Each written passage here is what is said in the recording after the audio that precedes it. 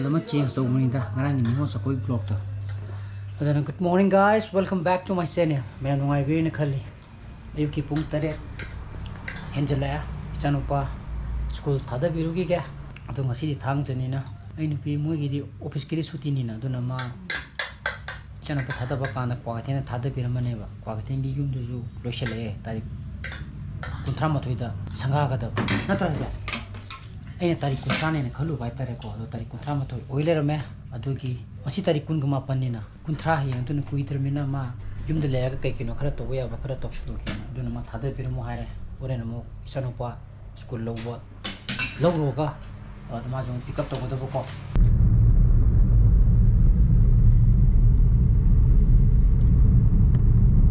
ngasi ne mun sa je mai de ye de phadana poi abo ngonu sam kana phone ngano positive weather je khangchen change to ra ni na ko mi na ma koi gi common cold je si tong na gi tap to re aton kha ga phuli phuli to wa khana ko ga nari nari to wa je ani sa pa tha da biru gi ga na tra jen ni lo ane som da kumala right ta bo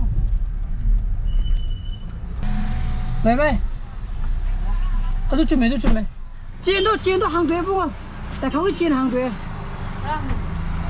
so bo do pare to bi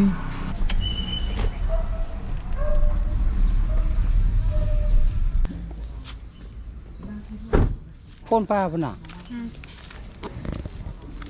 na kwa ke ten de yore ta kun thama thoi mandir mita ko masa ha bita sanga ga ta ba si gi yum ji gi maning da ne ma ko lai ri ba yum ji na ko si gi yum maning ji sini ko na sida ga ta ba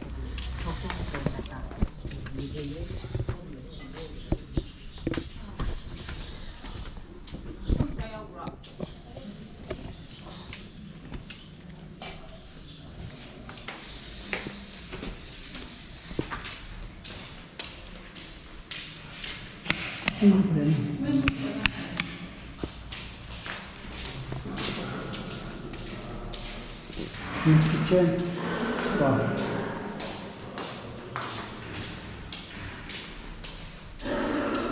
main fitting lure do moi keno to ye na pol sa hisab ki manjar asani adi hen pugero da chनुपा keno to ga law have ne ko moi si ung gi sen chनुपा gi school da yore ma lobi gi na ko almai ngasi je exam haido ko do nimit ta bane ko mamang gi second unit test hai gadra half yearly lul lore ga test ma to gim ne ko ade ngasi exam haido ga ne have ne aduna haji october lore bani november khak ngai re december first week to mo final exam mu to ge mu haira ni na sak tu sadri ma laura ga pelap samine rage adu han gi de yin thong le ge to ne tugan hangau te ngarang chu hang de ai ni pidi mu lo roi thabak chel len haire adana horen kon nu doram doina lo boina sapirage ta sa chनुपा ma san mai te dana lei le mi school da ko da ji yum da la kan da temperature ma kan da temperature khar le ra phai ji weather ji change to pina lok khulai to nu ko ga ma to wi dana ko ana number dan ma je ji phi phi lei jun sakra picture ga pes to mo thau ge na to ri olo phajan chapo ma ton do chapa ba do ga kon thokra ba du to khong pa taw ko nan tholo mana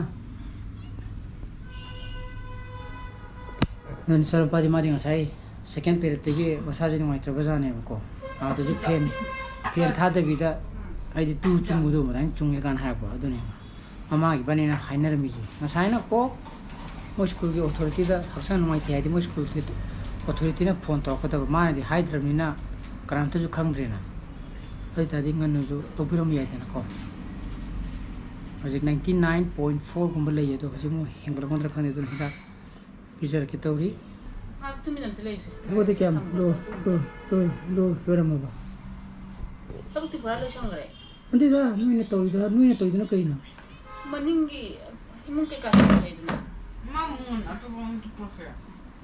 Jika mengakti aku tadi. Oh, that's not pizza. Antibiotic sham farta. Antibiotic hoy nundang wani pizza jira kamai to jige. Hijik charo di pung turu kan dero antibiotic. Pare puntara da sa puta ba tarek tan kana tare ba. Oh yeah yeah. Adu thaura je. Ai 93 tumui. Leiradi nang kana to ha ge to ba. Leitraba na ma long chathok re. Ni thjelamo ai. Nang texim du. Trama da ne. Phone to. Oh yeah du pithana to je. Da sagar pro fium jang na. Ha. Ingi.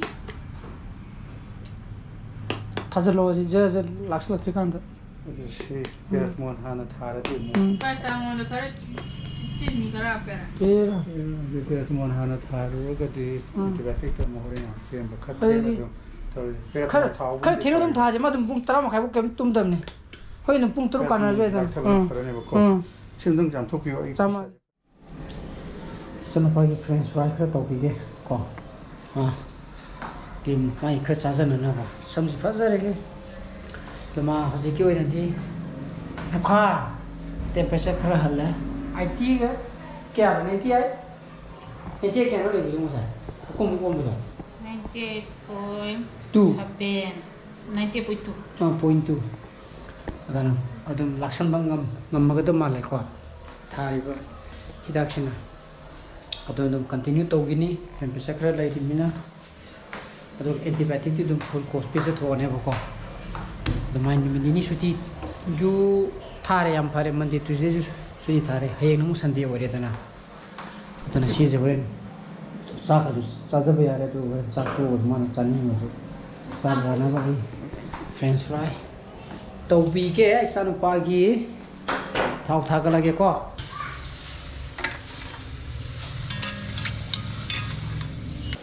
sina han bagi ro ko ai za alu tauri alu kiji makha mani tauri ji kiji makha kiji ne kiji ra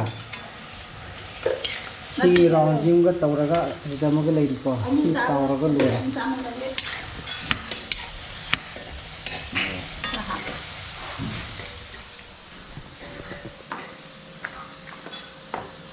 wow kharan khan nuwa ra ba ha